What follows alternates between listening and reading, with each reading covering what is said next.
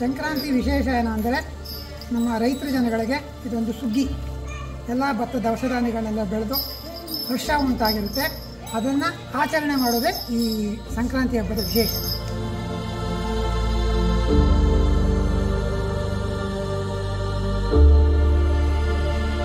ದನಗಳಿಗೆಲ್ಲ ಅಲಂಕಾರ ಮಾಡಿಕೊಂಡು ಎಲ್ಲ ಜನಗಳು ಒಟ್ಟಿಗೆ ಸೇರಿ ಒಂದು ಕಡೆ ದನಗಳಿಗೆಲ್ಲ ಪೂಜೆ ಮಾಡಿಕೊಂಡು ಅಲಂಕಾರ ಮಾಡಿ ಇದನ್ನು ಬೆಂಕಿ ಮೇಲೆ ಇವನ್ನೆಲ್ಲ ನಡೆಸ್ಕೊಂಡು ಬರ್ತಾರೆ. ಇದು ಜಾತಕ್ಕೆ ಬೆಂಕಿ ಮೇಲೆ ನಡೆಸ್ತೀವಿ ಅಂದರೆ ದೋಷ ಪರಿಹಾರ ಆಗೋಗುತ್ತೆ.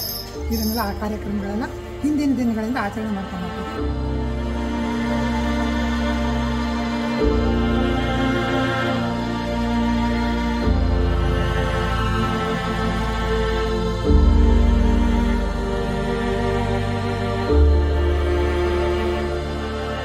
ರೈತಾಪಿ ಜನಗಳಲ್ಲಿ ಒಂದು ಇರುತ್ತೆ, ವಾರದ ರಜಾ ದಿನ ಅಂದರೆ ಸೋಮವಾರ. ಅದು ಸೋಮವಾರ ಯಾತಕ್ಕೆ ಮೀಸಲಿಡ್ತೀವಿ ಅಂದರೆ ದನಗಳ ಇದಕ್ಕೋಸ್ಕರ ಮೀಸಲಿಡ್ತೀವಿ. ಆದರೆ ಅವತ್ತು ದನಗಳನ್ನ ಯಾವುದೋ ಕೆಲಸಕ್ಕೂ ಕಟ್ಟಲ್ಲ. ಅವತ್ತೇನು ದನಗಳನ್ನೆಲ್ಲ ತೊಳೆದು ಅವನ್ನ ರೆಸ್ಟಿಗೆ ಬಿಡ್ತೀವಿ. ಅದೇ ಥರ ರೈತರು ಸೋಮವಾರ ದಿವಸ ರೆಸ್ಟಲ್ಲಿ ಇರ್ತಾರೆ.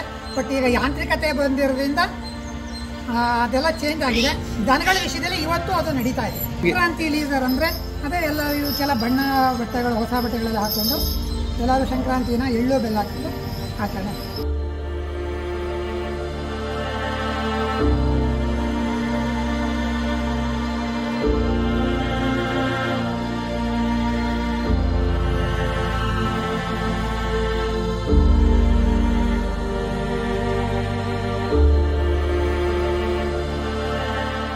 ಬೆಳಗಾಗಿ ಎದ್ದು ದನಗಳನ್ನೆಲ್ಲ ತೊಳೆದಿದ್ದೀವಿ.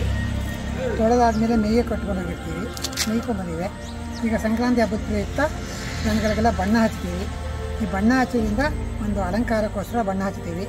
ಮತ್ತು ಇದನ್ನು ಪೂಜೆ ಮಾಡೋಕ್ಕೋಸ್ಕರ ಈಗ ದನಗಳಿಗೆಲ್ಲ ಈಗ ಅಲಂಕಾರಕ್ಕೆ ಹೂವು ಮತ್ತು ಅರಿಶಿನ ಕುಂಕುಮ ಎಲ್ಲ ಪೂಜೆ ಮಾಡ್ತೀವಿ. ಪೂಜೆ ಮಾಡಿ ನಂತರ ಇದನ್ನು ಕಿಚ್ಚನ್ನ ಜಾಗಕ್ಕೆ ಕಿಚ್ಚಾಯಿಸೋಕ್ಕೆ ಕರ್ಕೊಂಡು ಹೋಗ್ತಾ ಇದ್ದೀವಿ.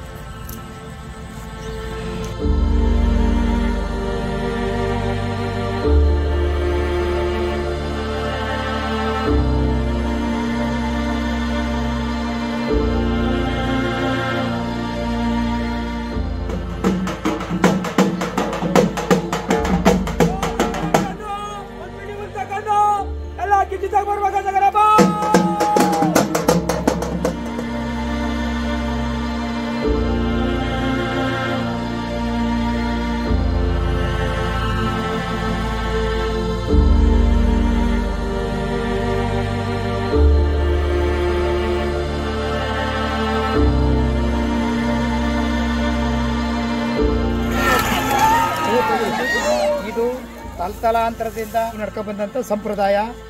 ಇವತ್ತು ನಾವು ಚಿಕ್ಕವರಾದರೂ ಕೂಡ ಹಿಂದೆ ಹಿರೀಕರು ಏನು ಮಾಡಿದಾರೋ ಅದನ್ನು ನಾವು ಮುಂದುವರಿಸಬೇಕು ಅಂತೇಳಿ ನಮ್ಮ ತಲೆ ಒಳಗೂ ಕೂಡ ನಡೆಸ್ತಾ ಇದ್ದೀವಿ. ನಮ್ಮ ತಂದೆ ತಲೆಯಲ್ಲೂ ನಡೆಸಿದ್ದಾರೆ.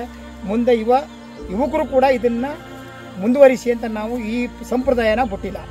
ಒಟ್ಟಾರೆ ನಾವೆಲ್ಲ ಸೇರಿ ಇಡೀ ಊರು ದನ ಎಲ್ಲ ಬಂದು ಇವತ್ತು ನಾವು ದನಿಯಿಂದ ಸಂಭ್ರಮವನ್ನು ಮಾಡ್ತಾಯಿದ್ದೀವಿ. ಈಗ ದನಗಳನ್ನ ಕಿಚ್ಚಾಯಿಸ್ಕೊಂಡ್ಬಂದಿದ್ದೀವಿ. ಅದು ದೃಷ್ಟಿ ಪರಿಹಾರ ಆಗಿದೆ. ಅದನ್ನು ಆ ದೃಷ್ಟಿನ ಪರಿಹಾರ ಆಗಲಿ ಅಂದ್ಬಿಟ್ಟು ಆ ರಕ್ಷಣೆ ಈ ದನಗಳಿಗೆಲ್ಲ ಇದು ಈಗ ಸಂಕ್ರಾಂತಿ ಹಬ್ಬ.